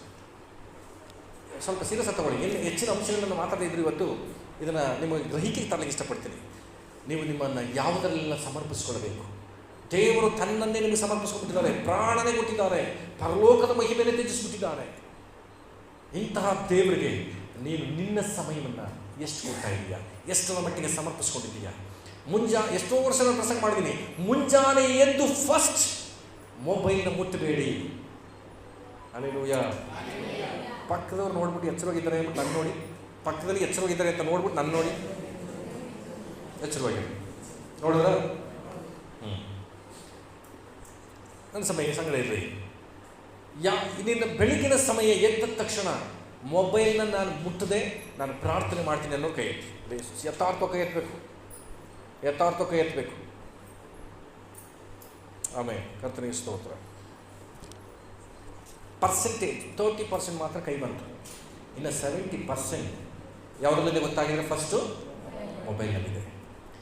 ಇವತ್ತು ನೀನು ಕರ್ತನನ್ನು ನೀನು ತನ್ನನ್ನೇ ನಿನಗೋಸ್ಕರ ಸಮರ್ಪಿಸಿಕೊಂಡಿರುವಾಗ ಇವತ್ತು ದೇವರ ಬಳಿ ಕೂತ್ಕೊಂಡು ನೀನು ದೇವರೇ ನನಗೆ ಅದು ಕೊಡು, ನನಗೆ ಅದು ಮಾಡು, ಇದು ಮಾಡು ಅಂತ ಕೇಳ್ತಿಲ್ಲ. ನೀನು ಹೇಗೆ ಕೇಳಲಿಕ್ಕೆ ನಿನಗೆ ಹಕ್ಕಿದೆ? ನಾನು ಹಿಂಗೆ ಕೇಳ್ತೀನಿ, ನೀನು ಎಷ್ಟು ಧೈರ್ಯ? ಮೊಬೈಲ್ ಬಿಟ್ಬಿಡ್ತೀಯಾ? ವ್ಯರ್ಥವಾದಂಥ ಕಾರ್ಯಗಳು ಮುಳುಗಿದೀಯಾ? ಅದು ದೇವರೇ ನನ್ನ ಆಶೀರ್ವಾದ ಅಂತ ಕೇಳೋದಕ್ಕೆ ನೀನು ಎಷ್ಟು ಧೈರ್ಯ? ಅವ್ರ ಜಾಗದಲ್ಲಿ ನಾನು ಇರಬೇಕಿತ್ತು. ಹೊಸದಾಗಿ ತಕ್ಕಂಡಾಗಲೇ ನಾನು ಪ್ರತಿ ಮೊಬೈಲ್ನ ರಿಪೇರಿ ಮಾಡಾಕ್ಬಿಡ್ತೀನಿ. ತಕ್ಕಂಡೇ ರಿಪೇರಿ ಹೋಗತ್ತಕ ಬೇಡ, ಕೀಪರ್ ತಕ್ಕತೀನಿ ಅನ್ಬೇಕು. ನೀವೆಲ್ಲ ಹಂಗೆ ಮಾಡ್ತಿದ್ದೀನಿ. ದೇವರಾಗಿದ್ದರೆ ಯೇಸು ಸ್ವಾಮಿ ಜಾಗದಲ್ಲಿ ಇದ್ರೆ ನಾನು ಅಯ್ಯೋ ಸ್ವಾಮಿ ದೇವರು ಭಾಳ ಕರುಣೆ ಉಳ್ಳವರು, ಅದಕ್ಕೆ ನಾನು ಅವ್ರ ಜಾಗದಲ್ಲಿ ಇಲ್ಲ, ಅದು ಸರಿ ಇಲ್ಲ. ತ್ಯಾಗ ಮಾಡಿ. ನಾನು ಮೊನ್ನೆ ಒಬ್ಬರು ಮೊಬೈಲ್ ತಗೊಂಡ್ರು, ಅವರು ನನಗೆ ಪ್ರೇಯರ್ ಮಾಡ್ಸೋದು ತಂದು ಕೊಟ್ಟರು. ಸ್ತೋತ್ರ, ಒಳ್ಳೆ ವಿಷಯಕ್ಕಾಗಿ ಪ್ರೇಯರ್ ಮಾಡ್ತಾವೆ. ಇವೆಷ್ಟೋ ಜನ ಮೊಬೈಲ್ ತಗೊಂಡು ಪ್ರೇಯರ್ ಮಾಡಿಸ್ಕೊಂಡಿಲ್ಲ ಗೊತ್ತಾ? ಯಾಕೆ ಗೊತ್ತಾ? ನಿಮಗೆ ಗೊತ್ತು, ನಾ ಕಳ್ಳ, ಪ್ರೇಯರ್ ಮಾಡಿದ್ರೆ ಎತ್ತಿಗೆ ಪ್ರಯೋಜನ ಇಲ್ಲ. ಏನೇನಕ್ಕೋ ನೋಡ್ತೀನಿ, ಏನೇನಕ್ಕೋ ಉಪಯೋಗಿಸ್ತೀನಿ, ಬೇಡವಾದ ಆ್ಯಪ್ಗಳನ್ನೆಲ್ಲ ಡೌನ್ಲೋಡ್ ಮಾಡ್ತೀನಿ, ಫೇಸ್ಬುಕ್ಕಲ್ಲಿ ಇರ್ತೀನಿ, ಇನ್ಸ್ಟಾಗ್ರಾಮಲ್ಲಿ ಇರ್ತೀನಿ, ತಪ್ಪಾದ ಕಾರ್ಯಗಳನ್ನು ಉಪಯೋಗಿಸ್ತಾ ಇದ್ದೀನಿ. ಇದಕ್ಕೆ ಅದಕ್ಕೆ ಒಂದು ಪ್ರೇಯರು ಅಂತ ಅವ್ರಿಗೆ ಗೊತ್ತು. ದಯಮಾಡಿ ನಿಮ್ಮ ಸಮಯವನ್ನು ಕರ್ತನಿಗೆ ಕೈಗಳು ಒಪ್ಪಿಸ್ಕೊಡ್ರಿ. ದಿನದಲ್ಲಿ 1 ಗಂಟೆ ಸಮಯವನ್ನಾದರೂ, ದಶಮ ಭಾಗ ಕೊಡುವವರೇ ದಿನಕ್ಕೆ 2.5 ಗಂಟೆ ಸಮಯವನ್ನು ಹೇಗಾದರೂ ಆ 24 ಗಂಟೆ ಸಮಯ 2.5 ಗಂಟೆ ಸಮಯನ ಕರ್ತರ ಕೊಟ್ಟುಬಿಡೋಣ. ನಾನು ಹಿಂಗೆ ಹೇಳ್ತೀನಿ, ನಿನ್ನ ಆಯಸ್ಕಾಲ ಪೂರ್ತಿ ನೀನು ಚೆನ್ನಾಗಿ ಬದುಕ್ತೀಯ. ಎಫೆಸ 6:1 ಹೇಳ್ತದೆ, ನೀನು ಭೂಮಿ ಮೇಲೆ ಬಹುಕಾಲ ಬದುಕುವಿ. ಯಾವಾಗ ಗೊತ್ತಾ? ನೀನು ಸಮಯವನ್ನು ಕರ್ತನಿಗೆ ಸಮರ್ಪಿಸುವಾಗ. ಆಮೇಲೆ ಹಲ್ಲೆಲೂಯಾ. ಕೆಲವರಿಗೆ ಕೈಯಲ್ಲಿ ಗಡಿಯಾರ, ವಾಚ್, ಮನೆಯಲ್ಲಿ ದೊಡ್ಡ ಗಡಿಯಾರ, ಮೊಬೈಲ್ನಲ್ಲಿ ಟೈಮು. ಯಾತಕ್ಕೆ ಇಷ್ಟೊಂದು ಟೈಮ್ ಇಟ್ಟು ಅಂದರೆ ಗೊತ್ತಾಗ್ತಿಲ್ಲ. ಕರ್ತನಿಗೆ ನಾನು ಸಮಯ ಎಲ್ಲೇ ಹೋದ್ರೂ ನಾನು ಟೈಮ್ ಕಂಡ್ರೆ, ಇವ ಟೈಮ್ ಕೊಟ್ಟಿಲ್ಲ ನಾನು ದೇವರಿಗೆ ಅಂತ ಅಂದ್ಕೊಳ್ಳಿ ಅಂತ. ಎಷ್ಟು ಮನೆಗಳಲ್ಲಿ ದೇವರ ವಾಕ್ಯದ ಬೋರ್ಡ್ಗಳಿದೆ, ಕೈ ಇಟ್ಟು. ಎಷ್ಟು ಮನೆಗಳಲ್ಲಿ ದೇವರ ವಾಕ್ಯದ ಬೋರ್ಡ್ಗಳು ಹಾಕಿದ್ದೀರಿ? ಕೈ ಬಿಡ್ರಿ. ಹಾಕದೇ ಇರೋರೇ ನಿಮ್ಮ ಮನೆಗಳಲ್ಲಿ ವಾಕ್ಯದ ಬೋರ್ಡ್ ಹಾಕ್ರಿ. ಈ ಸಾರಿ ಬೈಬಲ್ ಎಕ್ಸಾಮ್ ನಡೆಸಿದ್ರೆ ಅದುವೇ ನಿಮಗೆ ಗಿಫ್ಟ್, ಅದುವೇ ಪ್ರೈಸ್. ಕಳೆದ ಸಾರಿ ನಮಗೆ ಗಿಫ್ಟ್ ಪ್ರೈಸ್ ಕೊಟ್ಟಿಲ್ಲ, ಅದನ್ನು ಸೇರಿಸಿನೇ ಬೋರ್ಡ್ಗಳನ್ನೇ ಕೊಡ್ತೀನಿ, ನೇತಾಕಿ ಮನ ಪೂರ್ತಿ. ಇನ್ನೂ ಕಷ್ಟವಾದ ನಿಮ್ಮ ಕತ್ತಲ್ಲಿ ನೇತಾಕ ತಿರುಗಾಡಬೇಕು ನೀವು. ನಾನು ವಾಕ್ಯದಲ್ಲಿ ಹುಟ್ಟಿದವನು, ವಾಕ್ಯದಲ್ಲಿ ಜೀವಿಸುವವನು ಅಂತ ಗೊತ್ತಾಗಬೇಕು. ಹಲ್ಲೆಲೂಯಾ. ಸಮಯವನ್ನು ಕರ್ತನಿಗೆ ಸಮರ್ಪಿಸಿ. ಇದೊಂದು ಭಾಳ ಕಠಿಣವಾದಂಥ ಒಂದು ತೀರ್ಮಾನ. ನನ್ನ ಸಮಯವನ್ನು ದೇವರು ನಾನು ನಿನಗೆ ಕೊಡ್ತೀನಿ. ಅಲ್ಲಿ ಎಷ್ಟು ಚೆನ್ನಾಗಿ ಹೇಳ್ತೇನೆ, ನನ್ನ ಆಯುಷ್ಕಾಲವು ನಿನ್ನ ಕೈಲಿದೆ ಸ್ವಾಮಿ. ಇವತ್ತು ಎಷ್ಟೋ ಜನರ ಆಯುಷ್ಕಾಲ ಅವ್ರ ಕೈಲಿಲ್ಲ, ಡಾಕ್ಟರ್ ಕೈಲದೆ, ಫ್ಯಾಮಿಲಿ ಡಾಕ್ಟರ್ಗಳ ಕೈಲೈತೆ. ಎಷ್ಟೋ ಜನರು ಪ್ಯಾರಾಸೆಟಮಲ್ ಮೇಲೆ ಐತೆ. ಎಷ್ಟೋ ಜನರ ಟೈಮ್ ಎಲ್ಲಿದೆ? ಪ್ಯಾರಾಸೆಟಮಲ್ ಜೋರು ಇದ್ದೇ ಇರುತ್ತೆ, ಬ್ಯಾಗ್ ಇದ್ದೇ ಇರುತ್ತೆ. ತೀರ್ಮಾನ ಮಾಡಿರಿ, 1 ವರ್ಷದಲ್ಲಿ 1 ಮಾತ್ರ ನಾವು ತಿನ್ನಬಾರ್ದು ಸ್ವಾಮಿ. ಯೇಸುವಿನ ನಾಮದಲ್ಲಿ ಆಗಾಗ ನಿಮ್ಗೆ ಹುಷಾರು ತಪ್ಪಲಿ ಆಗಿದ್ರೆ ನೀವು ಚೆನ್ನಾಗಿ ಆರೋಗ್ಯವಾಗಿರೋದು. ವರ್ಷಕ್ಕೊಂದ್ಸಲ ನೆಗಡಿ, ತಲೆನೋವು, ಕೆಮ್ಮು, ಜ್ವರ ಬರಲಿ, ಅದಕ್ಕೋಸ್ಕರ ಒಂದು ಮಾತ್ರೆ ತಗೊಳ್ಳಿ. ಹಲ್ಲೆಲೂಯಾ. ಆದರೆ ಯಾವಾಗಲೂ ದೇವರಿಗೆ ಸಮಯ ಕೊಡುವಂಥ ಮನಸ್ಥಿತಿ ನಿಮ್ಮೊಬ್ಬೊಬ್ಬರೊಳಗೆ ಬರಬೇಕು. ಯೇಸುವಿನ ನಾಮದಲ್ಲಿ ಪಕ್ಕದಲ್ಲಿ ಕೈ ಕೊಟ್ಟ ಮುಖ ನೋಡಿಲ್ರಿ, ದಿನಕ್ಕೆ 2.5 ಗಂಟೆ ಟೈಮ್ ದೇವರು ಕೊಡಿ ಅಂತ ಹೇಳಿ. ಒಂದೇ ಸಮಯದಲ್ಲಿ ಕೊಡೋಕ್ಕೆ ಆಗಲ್ಲ. ಬೆಳಿಗ್ಗೆ ಒಂದು 1/2 ಗಂಟೆ ಪ್ರೇಯರ್ ಮಾಡಿರಿ, ಮಧ್ಯಾಹ್ನ ಫ್ರೀ ಆದಾಗ ಒಂದು 1/2 ಗಂಟೆ ಪ್ರೇಯರ್ ಮಾಡಿರಿ, ಸಾಯಂಕಾಲ ಒಂದು 10 ತಿರುಗಾಡ್ತೀನಿ, ವಾಕಿಂಗ್ ಪ್ರೇಯರ್ ಮಾಡಿ. 2.5 ಗಂಟೆ ಟೈಮ್ ತಿರುಗಾಡಿ ಪ್ರೇಯರ್ ಮಾಡ್ಬಿಡ್ಬೇಡಿ. 2.5 ಗಂಟೆ ಟೈಮ್ನಲ್ಲಿ ತಿರುಗಾಡ್ತಾ ಪ್ರೇಯರ್ ಮಾಡ್ಬೋದು, ಮನೆ ಕೆಲಸ ಮಾಡ್ತಾ ಪ್ರೇಯರ್ ಮಾಡ್ಬೋದು. 2.5 ಗಂಟೆ ಟೈಮ್ನಲ್ಲಿ ನಾನು ದೇವರ ಪ್ರಾರ್ಥನೆ ಮಾಡಿದ್ದೀನಿ ಅಂತ ಹೇಳ್ಬೋದು. ಆದರೆ 1 ಗಂಟೆ ನಾವು ದೇವರ ಪಾದದಲ್ಲಿ ಕೂತ್ಕೊಳ್ಳೋ ಅಭ್ಯಾಸ ಮಾಡ್ತೀವಿ. ಆಮೇಲೆ ಹಲ್ಲೆಲೂಯಾ. ನಾಲ್ಕನೇದಾಗಿ ಎಲ್ಲರೂ ನನ್ನ ಜೊತೆ ಇದ್ದೀರಿ ತಾನೆ? ಇದೇ ಕೀರ್ತನೆ 51ನೇ ಅಧ್ಯಾಯ ಅದರ 17ನೇ ವಚನ. 51:17. ಕುಗ್ಗಿದ ಮನಸ್ಸೇ ದೇವರಿಗೆ ಇಷ್ಟ ಯಜ್ಞ. ಸಾಕು. ಅಂದರೆ ನಿಮ್ಮ ಹೃದಯಗಳನ್ನು ದೇವರಿಗೆ ಸಮರ್ಪಿಸಬೇಕು. ಯಾವುದನ್ನು? ಹೃದಯಗಳನ್ನು. ಹಾಸನ್ ಈಗ ಯಾವುದು ಫೇಮಸ್ ಗೊತ್ತಾ? Hot attack. ಹೃದಯ ಅಟ್ಯಾಕ್ ಅಂದರೆ ಹೇಳಿ. ನೋ, ಅಟ್ಯಾಕ್ ಹೇಳಿ ಫಸ್ಟ್. ಅದು ನೀವು ಹೇಳೋ ಕರೆಕ್ಟು. ಅಟ್ಯಾಕ್ ಅನ್ನೋ ಸ್ಪೆಲ್ಲಿಂಗ್ ಅರ್ಥ ಹೇಳಿ. ಅಲ್ಲ, ಅಟ್ಯಾಕ್ ಮಾಡೋದಂದ್ರೆ ಅರ್ಥ ಏನು? ಅವರ ಹೋಗಿ ಆಕ್ರಮಿಸುವಂಥದ್ದು. ಹೃದಯವನ್ನು ಆಕ್ರಮಿಸ್ತಾ ಇದ್ದಾರೆ. ಯಾಕೆ ಗೊತ್ತಾ? ನೀ ಹೃದಯನ ಯಾರ್ಯಾರೋ ಕೊಟ್ಟಿರೋದ್ರಿಂದ, ನೀನು ಹೃದಯದಲ್ಲಿ ಯಾರೇನೋ ಇಟ್ಕೊಂಡಿರೋದ್ರಿಂದ. ಬೈಬಲ್ ಹೇಳ್ತಿದೆ, ಕುಗ್ಗಿದ ಮನಸ್ಸೇ, ಆ ಕುಗ್ಗಿ ಹೋದಂಥ ಹೃದಯವೇ ದೇವರಿಗೆ ಇಷ್ಟವಾದ ಯಜ್ಞ. ಇವತ್ತು ನಾವು 1 ಅವರ್ ಆಡಿದ್ವಿ. ಕೆಲವ್ರಿಗೆ ಆ ಭಾಗ್ಯ ಸಿಕ್ಕಿಲ್ಲ ಬಿಡಿ, ಕೆಲವ್ರಿಗೆ ಆ ಭಾಗ್ಯ ಸಿಕ್ಕಿಲ್ಲ. ಪ್ರಾರಂಭದ ಹಾಟಿಂದ ದೇವರು ಮಾತನಾಡೋದು, ದೇವರ ಹಾಕೊಂಡು ಮಾತನಾಡೋದು. ಹೌದಾ? ನಾನು ರಾತ್ರಿ ಪ್ರೇಯರ್ ಮಾಡಿದೆ, ದೇವರೇ ಹೆಚ್ಚಿನ ಅಂಶ ಆರಾಧನೆಯಲ್ಲಿ ಬಂದು ಪಾಲ್ಗೊಳಿಸುವಾಗ ಅಂತ. ಅದೇ ಪ್ರಕಾರ 80% ಬಂದುಬಿಟ್ಟು ಇನ್ನು 20% ಜನವೇ ಬದಲಾಗಿ ಯೇಸುವಿನ ನಾಮದಲ್ಲಿ ಆ ಸಮಯವನ್ನು ಕರ್ತನಿಗೆ ಸಮರ್ಪಿಸ್ಕೊಡ್ರಿ. ಈಗ ಹೇಳ್ತಿದ್ದೀನಿ, ಹೃದಯವನ್ನು ನಾವು ಕರ್ತನಿಗೆ ಸಮರ್ಪಿಸದೇ ಇರುವುದರಿಂದಲೇ ಇವತ್ತು ಹೃದಯಕ್ಕೆ ಎಷ್ಟೋ ವಿಧವಾದಂಥ ಅಪಘಾತಕ್ಕೆ ಒಳಗಾಗ್ತಾ ಇದೆ. ದಿಗಿಲು ಪಡುವಂತಹ ಸನ್ನಿವೇಶಗಳು, ವಿಷಯಗಳನ್ನು ಕಿವಿಗೆ ಬೀಳ್ತಾ ಇದೆ. ನಿರಾಳವಾಗಿ ನೀವು ಜೀವನ ಮಾಡಬೇಕಾ? ನಿನ್ನ ಹೃದಯದಲ್ಲಿ ಪ್ರಾಮುಖ್ಯ ಸ್ಥಾನವನ್ನು ಯೇಸುವಿಗೆ ಕೊಟ್ಟು ನೋಡು. ಯೇಸು ಸ್ವಾಮಿ ಚರ್ಚಿಸಿದ್ದಾರೆ. ಯೇಸು ಸ್ವಾಮಿ ಕೆಲವರು ಅಂತಾರೆ, ನೀವು ನೋಡಿದ್ರೆ ಯೇಸು ಸ್ವಾಮಿ ನೋಡಿದಾಗ ಐತೆ ಸ್ವಾಮಿ ಅಂತ. ಬೇಡಿ ನಾನು ನಿಮ್ಮ ಹೃದಯದಲ್ಲಿ ಬಂದು ಕೂತ್ಕೊಳ್ಳೋಕೆ ಜಾಗಿದ್ದೆ. ದಯಮಾಡಿ ಯೇಸುವಿಗೆ ನಿಮ್ಮ ಹೃದಯದಲ್ಲಿ ಸ್ಥಳ ಕೊಟ್ಬಿಡ್ರಿ, ಯೇಸುವಿಗೆ ಕೊಟ್ಬಿಡ್ರಿ. ಎಂಥ ಸ್ಥಿತಿಲಿ ನಿಮ್ಮನ್ನು ನಡೆಸ್ತಾರೆ ಗೊತ್ತಾ? ಏನಿದ್ರು ಇಲ್ಲದಿದ್ರು ಇವತ್ತು ನಾನು ಹೇಳ್ತಿದ್ದೀನಿ, ಈ ತಿಂಗಳು ನಾನು ಅನುಭವಿಸ್ತಾ ಇದ್ದೀನಿ. ದಿನದ 24 ಗಂಟೆ ಸಮಯ ಆತನೊಂದಿಗೆ ನಾನು ನಡೀತಾ ಇದ್ದೀನಿ. ಈ ಮಾತು ನಮ್ಮೊಬ್ಬೊಬ್ಬರಲ್ಲಿ ಬರಬೇಕು, ನಮ್ಮೊಬ್ಬೊಬ್ಬರ ಬಾಯಲ್ಲಿ ಬರಬೇಕು. ದೇವರೊಂದಿಗೆ ನಾನು ನಡೀತಿದ್ದೀನಿ, ದೇವರ ಸಂಗಡ ನಾನು ಮಾತನಾಡ್ತಿದ್ದೀನಿ, ಅವರು ಹೇಳೋದನ್ನು ನಾನು ಗ್ರಹಿಸ್ತಾ ಇದ್ದೀನಿ. ಒಬ್ಬರ ವಿಷಯಕ್ಕಾಗಿ ನಾನು ಪ್ರಾರ್ಥಿಸುವಾಗ ಇಮ್ಮಿಡಿಯೇಟ್ ಕಾರ್ಯಗಳ ದೇವರನ್ನು ತೋರಿಸ್ತಿದ್ದಾನೆ. ಕಾರಣ ಒಂದೇ, ಆತನನ್ನು ನಾನು ಮೆಚ್ಚಿಸಲಿಕ್ಕೆ ಇಷ್ಟಪಡ್ತಿದ್ದೀನಿ. ಕೆಲವು ಸರಿ ಅನಿಸುತ್ತೆ, ಈ ಕಾರ್ಯವನ್ನು ಬಿಟ್ಟು ಬೇಡವಾದಾಗ ಯಾಕಪ್ಪ ನನ್ನ ಮನಸ್ಸು ಹೋಗ್ಬಿಡುತ್ತೆ. ನನ್ನ ಹೃದಯ ನಿನ್ನನ್ನೇ ಒಪ್ಪಿಸ್ಕೊಳ್ತೀನಿ ಸ್ವಾಮಿ. ಸಮರ್ಪಣೆ ಕುರಿತಾಗಿ ನಾನು ಪ್ರಸಂಗ ಪ್ರಿಪೇರ್ ಮಾಡುವಾಗ ಇದು ನನ್ನಲ್ಲಿ ಇದೆಯಾ ಅಂತ ನಾನು ಪರೀಕ್ಷಿಸ್ಕೊಳ್ತಾ ಇದ್ದೀನಿ. ದೇವರೇ, ನಿಜವಾಗ್ಲೂ ನನ್ನ ಸಮಯವನ್ನು ನಿನಗೆ ಕೊಡ್ತಾ ಇದ್ದೀನಾ? ನನಗೆ ಪ್ರಿಯವಾದನ್ನು ನೀನು ಕೊಡ್ತಾ ಇದ್ದೀನಾ? ಇವತ್ತು ನಾನು ಹೇಳ್ತೀನಿ, ನನಗೆ ಪ್ರಿಯವಾದನ್ನು ಕರ್ತನೆ ನಾನು ಕೊಟ್ಟಿದ್ದೇನೆ. ನನಗೆ ಪ್ರಿಯವಾದನ್ನು ಕೊಟ್ಟದ್ದು ಮಾತ್ರವಲ್ಲದೆ ಎರಡನೇದಾಗಿ ಏನು ಹೇಳಿ ನೋಡ, ಎರಡನೇದಾಗಿ ಏನು ಕೊಡಬೇಕು?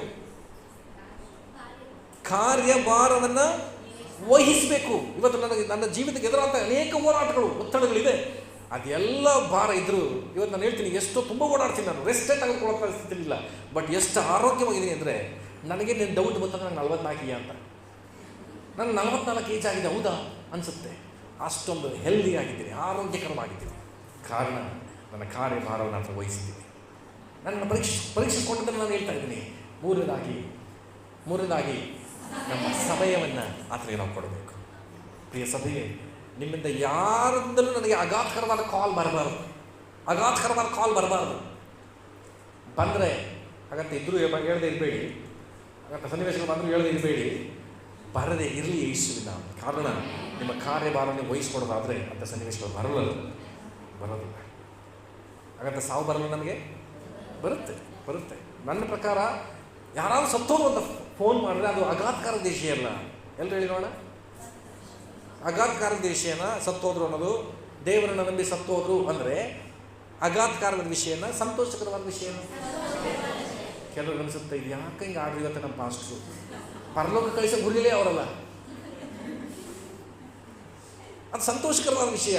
ಎಷ್ಟು ಹೇಳ್ತಾರೆ, ನಿದ್ದೆ ಮಾಡಿಬಿಟ್ಟ ನನ್ನ ಮಗನು ಮಲ್ಕೊಳ್ಳಿ. ಹಲ್ಲೆಲೂಯಾ. ಸತ್ತೋದ್ರು ಅಂತ ನಾವು ಹೇಳ್ತೀವಿ, ಬೈಬಲ್ ಹೇಳುತ್ತೆ ನಿದ್ರೆ ಮಾಡ್ತಿದ್ದ. ನಾವು ಆಸೆ ಪಡೋಣ, ದೇವರೇ ಯಾವಾಗ ನಿದ್ರೆಯ ದಿನ ಬರ್ತದೆ. ಅದಕ್ಕೆ ಹಾಡಾಡ್ತಿರುವಂಥ ವಿಷಯ, ಅದಕ್ಕೆ ಹಾಡಾಡಿದ್ದು, ಪರಲೋಕವೇ ನನ್ನೇಶವೇ ಯಾವತ್ತೋ ನೋಡ್ತೀನಿ ಬಿಡು ಸ್ವಾಮಿ ಅಲ್ಲ, ಯಾವತ್ತೋ ನೋಡ್ತೀನಿ ಬಿಡು ಸ್ವಾಮಿಗೆ ನಾನು ಮುಟ್ಬೇಡ ನೀನು ಅಂತಲ್ಲ, ಎಂದು ನೋಡ್ದೇನು. ಅದ್ರ ಅರ್ಥ ಏನು? ಯಾವಾಗ ತೋರಿಸ್ತೀಯ ಸ್ವಾಮಿ, ಯಾವಾಗ ತೋರಿಸ್ತೀಯ ನಾನು ತವಕ ಪಡಬೇಕು. ಪ್ರಿಯ ಯೇಸುವನ್ನು ನಾನೆಂದು ನೋಡ್ವೇನು. ಪ್ರಿಯವಾದ ಯೇಸು ಸ್ವಾಮಿ ಅಲ್ಲಿದ್ದಾರೆ, ಅವ್ರನ್ನ ನೋಡಕ್ಕೆ ಹೋಗ್ಬೇಕ್ರಿ. ಅದಕ್ಕೆ ಕಾಯಿಲೆ ಬರಲಿ, ಇನ್ನೊಂದು ಬರಲಿ, ಹೇಗಾದರೂ ಸರಿ ನಾನು ಕಣ್ಣು ಮುಚ್ಚಬೇಕು, ನಿದ್ರೆ ಮಾಡಬೇಕು.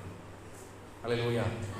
ಇದನ್ನು ಹೊರತುಪಡಿಸಿ ಅಗಾಧಕಾರವಾದ ವಿಷಯಗಳು ನಮಗೆ ಬರಬಾರದು. ಅಂದರೆ ನಿಮ್ಮ ಕಾರ್ಯಭಾರವನ್ನು, ನಿಮ್ಮ ಸಮಯವನ್ನು, ನಿಮಗೆ ಪ್ರಿಯವಾದದ್ದನ್ನು, ಮುಖ್ಯವಾಗಿ ನಿಮ್ಮ ಹೃದಯವನ್ನು ಅದನ್ನು ಸಮರ್ಪಿಸೋಣ. ಆಮೇಲೆ ಇದನ್ನು ಮಾತಾಡ್ತಾ ಇದ್ದೀನ. ನಮ್ಮ ಹೃದಯಗಳನ್ನು ಕರ್ತನಿಗೆ ಸಮರ್ಪಿಸೋಣ. ನಮ್ಮ ಹೃದಯ ಬಹಳ ಹೇಗೆ ಪ್ರಮಾಣಗಳನ್ನು ನೋಡ್ತೀವಿ. ಹೃದಯವು ಎಲ್ಲಕ್ಕಿಂತಲೂ ವಂಚಕ, ಬಹು ವಂಚಕ. ನಮ್ಮ ಹೃದಯನೇ ನಮ್ಮನ್ನು ವಂಚಿಸೋದು, ಬೇರೆ ಯಾರೂ ಅಲ್ಲ. ನಮ್ಮ ಹೃದಯನೇ ನಮ್ಮನ್ನು ವಂಚಿಸಿಬಿಡುತ್ತೆ. ಗುಣವಾಗದ ರೋಗಕ್ಕೆ ತುತ್ತಾಗಿದೆ ಅಂತ ವಾಕ್ಯ ಹೇಳ್ತದೆ. ನಮ್ಮ ಹೃದಯ ಗುಣವಾಗದ ರೋಗಕ್ಕೆ ತುತ್ತಾಗ್ಬಿಟ್ಟಿದೆ. ಅದಕ್ಕೆ ಒಂದೇ ಒಂದು ಔಷಧಿ, ಯೇಸು ಕ್ರಿಸ್ತನ ರಕ್ತ. ಅದಕ್ಕೆ ಒಂದೇ ಒಂದು ಮಾರ್ಗ, ಯೇಸು ಕ್ರಿಸ್ತನ ಹೃದಯದಲ್ಲಿ ಸ್ಥಳ ಕೊಡುವುದೇ. ಯೇಸು ಕ್ರಿಸ್ತನ ಹೃದಯದಲ್ಲಿ ಸ್ಥಳ ಕೊಟ್ಬೇಡ. ಒಂದು ನಿಮಿಷ ಕಣ್ಣುಗಳು ಮುಚ್ಚಿ ಹೃದಯದಲ್ಲಿ ಕೈ ಇಡ್ರಿ. ನಿಮ್ಮ ಹೃದಯದಲ್ಲಿ ಕೈ ಇಡ್ರಿ. ಎಲ್ಲರೂ ಕಣ್ಣುಗಳು ಮುಚ್ಚೋಣ.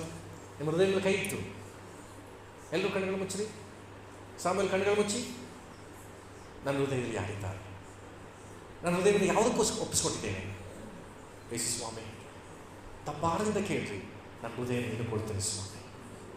ಕೆಲವರ ಮನಸ್ಸಿನಲ್ಲಿ ಕೂತಿದ್ರಿ, ನಿಮ್ಮ ಲಿಪ್ ಮೂವ್ಮೆಂಟ್ ನಡೀಲಿ, ನಿಮ್ಮ ತುಟಿಗಳು ಅಲುಗಾಡಲಿ. ನನ್ನ ಹೃದಯವನ್ನು ನೀನು ಕೊಡ್ತೀನಿ ಸ್ವಾಮಿ. ಅರಿಕೆ ಮಾಡಿ ಯೇಸುವಿನ ನಾಮದಲ್ಲಿ ಆಮೆನ್. ಹಲ್ಲೆಲೂಯಾ. ಸಭೆಗೆ ಬಂದಿದ್ದೀನಿ ಅಂದರೆ ಕರ್ತನ ಸಮರ್ಪಣೆಯನ್ನು ನೀನು ಅನುಭವಿಸಬೇಕು, ನಿನ್ನ ಸಮರ್ಪಣೆಯನ್ನು ನೀನು ಕಾಣಬೇಕು. ಅದರ ನಂತರವಾಗಿ ಸಾಕ್ಷಿ ಹೇಳಿದ್ರಲ್ಲ ಕೆಲವರು, ಪ್ರತಿಯೊಬ್ಬೊಬ್ಬರು ಅಮೇಝಿಂಗ್ ಆಶ್ಚರ್ಯ ಪಡುವಂಥ ವಿಷಯಗಳನ್ನೇ ನೀವು ಸಾಕ್ಷಿ ಹೇಳಬೇಕು. ಆಶ್ಚರ್ಯ ಪಡುವಂಥ ವಿಷಯಗಳನ್ನೇ ನೀವು ಸಾಕ್ಷಿ ಹೇಳಬೇಕು. ದೇವರು ನನ್ನ ಜೀವನದಲ್ಲಿ ಇಂಥ ಕಾರ್ಯ ಮಾಡಿದ್ದಾನೆ, ಆಶ್ಚರ್ಯ ಪಡುವಂಥ ಘಟನೆಗಳು ನಾನು ನಂಬ್ತೀನಿ. ಅದನ್ನು ನನ್ನ ಸೇವೆಯಲ್ಲಿ ಮುಂದಿನ ದಿನಗಳಲ್ಲಿ ಅದನ್ನೇ ನಾನು ಕಾಣಲಿಕ್ಕೆ ಹೋಗ್ತೀನಿ. ಹೆಚ್ಚಾಗಿ ಅಪರಿಮಿತವಾದಂಥ ವಿಷಯಗಳನ್ನ ನಾನು ನಮ್ಮ ಸಭೆಯಲ್ಲಿ ಹೇಳಬೇಕು. ಜನರು ಎಚ್ಚರವಾಗಿದ್ದೀರಾ? 5ನೇದಾಗಿ ಇನ್ನು 5 ನಿಮಿಷ ನನಗೆ ಸಮಯ ಇದೆ, ನಿಮಗೆ ಸರಿಯಾಗಿ ಮುಗಿಸ್ತೇನೆ, ಗಮನಿಸ್ರಿ. ಕೀರ್ತನೆಗಳು 37ನೇ ಅಧ್ಯಾಯ, 37ನೇ ಅಧ್ಯಾಯ ಅದರ 5ನೇ ವಚನ. ಎಲ್ಲರಿಗೂ ಚಿರಪರಿಚಿತವಾದ ವಚನ.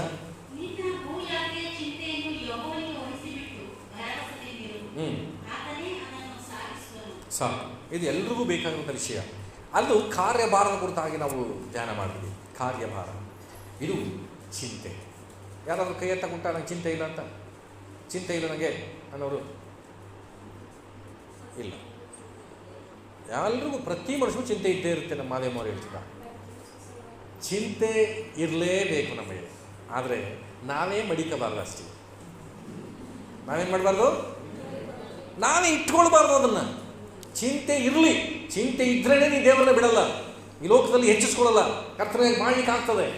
ಆ ಚಿಂತೆಯ ಭಾರವನ್ನು, ನಿನ್ನ ಭೂಯಾತ್ರೆಯ ಚಿಂತೆಯನ್ನು ಯೆಹೋವನಿಗೆ ವಹಿಸಿಬಿಟ್ಟು. ಇವತ್ತು ನನ್ನ ಜೀವನಕ್ಕೆ ಎಷ್ಟೋ ಚಿಂತೆಗಳು ಬರುತ್ತೆ. ಅನೇಕರು ಬಂದು ನಮ್ಮ ಸಮಸ್ಯೆಗಳು ಹೇಳ್ಕೊಳ್ತಾರೆ. ಕೆಲವು ವ್ಯಕ್ತಿಗಳನ್ನಂತೂ ಸಂಧಿಸ್ತೀನಿ. ಮೊನ್ನೆ ಕೂಡ ಮನಸ್ಸಲ್ಲಿ ಹೋದಾಗ 3 ವಾರದಿಂದ ಏನು ಹೇಳಿದ್ರು, ಈ ವಾರ ಪುನಃ ಸ್ಟಾರ್ಟಿಂಗಿಂದ ಬಂದರು, ಸ್ಟಾರ್ಟಿಂಗಿಂದ ಹೇಳಕ್ಕೆ ಬಂದರು. ಆಮೇಲೆ ಹೇಳಿದ್ರಿಲ್ಲ ಬಿಡಿ ಸಾಕು ಅದು, ಇಲ್ಲ ಬುಡ್ನಿಲ್ಲ, ಪುನಃ ಅದ್ದಿಂದ ಹೇಳೋದು. ತುಂಬ ತಾಳ್ಮೆಯನ್ನು ಕೇಳಿಸ್ಕೊತೀನಿ. ಆಯಿತು ಹೇಳಮ್ಮ ಹೇಳಿದ್ರಿ ಅಂತ ಅರ್ಥ ಮಾಡಿಸ್ತೀನಿ. ಅದೇ ಹೇಳ್ತಾರೆ. ಅದೊಂದಲ್ಲ, ಎಷ್ಟೋ ವಿಧವಾದ ಚಿಂತೆಗಳು ನನ್ನ ಮೈಂಡಿಗೆ ಬರ್ತದೆ, ನನ್ನ ತಲೆ ಮೇಲೆ ಬರ್ತದೆ, ನನ್ನ ಜೀವನಕ್ಕೆ ಎದುರಾಗುತ್ತೆ. ಅದನ್ನೆಲ್ಲ ನಾನೇ ಹೊತ್ಕೊಂಡಿದ್ರೆ ದಿನಕ್ಕೆ 80 ಮಾತ್ರ ತಿನ್ಬೇಕಾಯ್ತು ನಾನು. ಆದರೆ ಅದೆಲ್ಲವನ್ನ ದೇವರ ಪಾದಕ್ಕೆ ನಾನು ಹೋಗ್ತೀನಿ.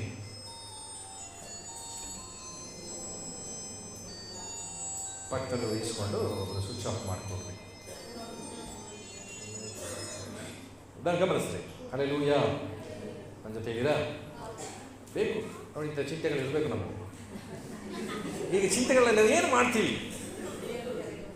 ದೇವರ ಕರಗಳಲ್ಲಿ ಒಪ್ಪಿಸಿ. ಅಲ್ಲೊಂದು ಮಾತಿದೆ ನೋಡ್ರಿ, ನಿನ್ನ ಭೂಯಾತ್ರೆಯ ಚಿಂತೆಯನ್ನು ಯೆಹೋವನಿಗೆ ವಹಿಸಿಬಿಟ್ಟು ಭರವಸೆದಿಂದಿರೋದ್ರ ಅರ್ಥ ಏನು? ಯಾವ ವಿಷಯದಲ್ಲಿ ಚಿಂತೆ ಬಂತಲ್ಲ, ಆ ದೇವ ವಿಷಯದಲ್ಲಿ ಭರವಸೆ ಇರೋದು ಏನಂತ ಅವ್ರು ಕೊಟ್ಟಾಯ್ತು. ದೇವ್ರು ಇದ್ದಾರೆ ಅಂದ್ರೆ ತಪ್ಪಾಯ್ತಾ, ಅದು ಇಲ್ಲದಾಗೂ ಇದ್ರು.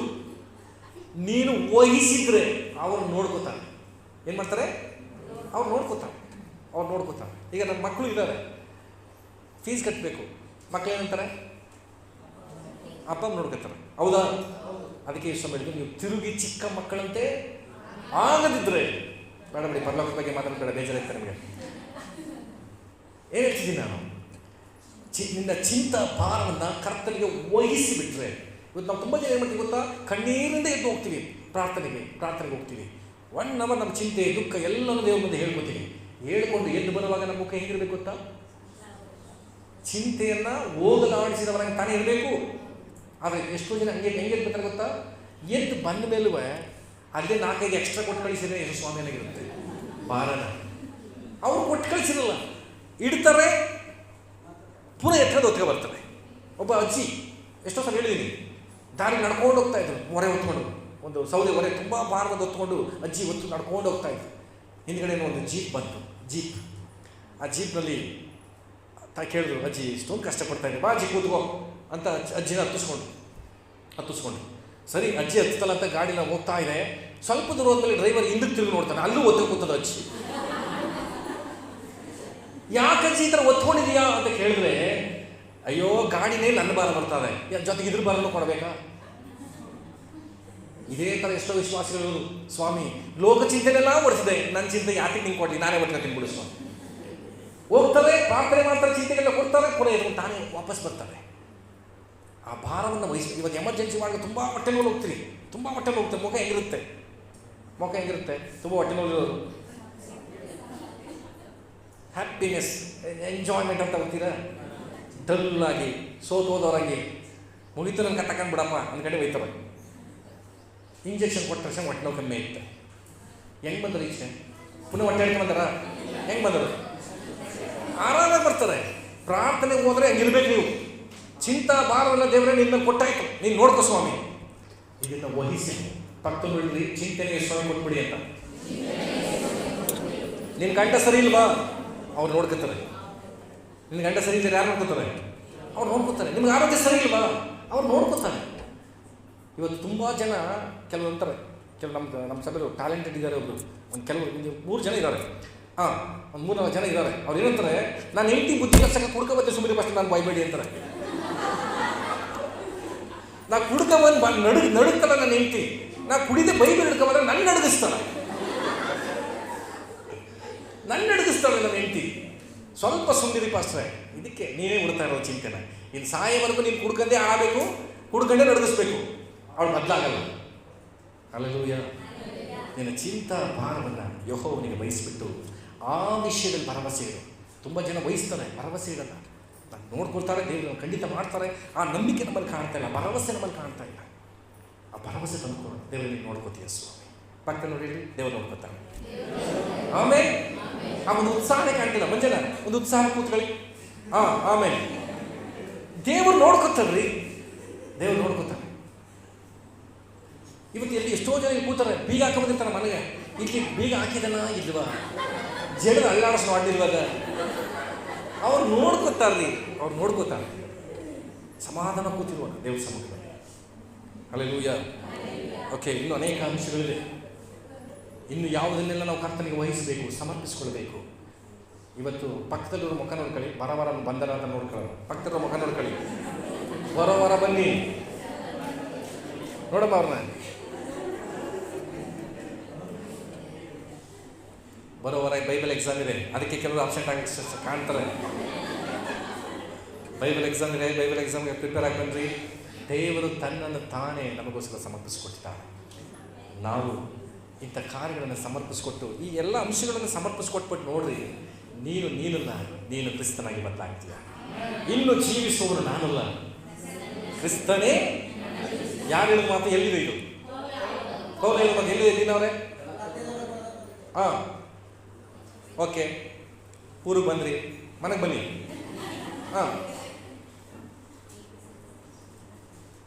ನಾನು ಹೇಳೋದು ಬೇಡ, ನೀವು ಬೇಗ ತೆಗೆದು ನೋಡಿ ಹೇಳ್ರಿ ಬೇಗ. ಎಲ್ಲ ಬರೋ ಪತ್ರಿಕೆ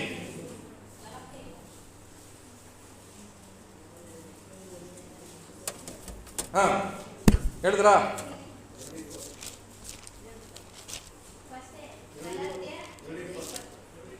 ಎರಡು 20ನೇ ವಚನ ಕರೆಕ್ಟ್.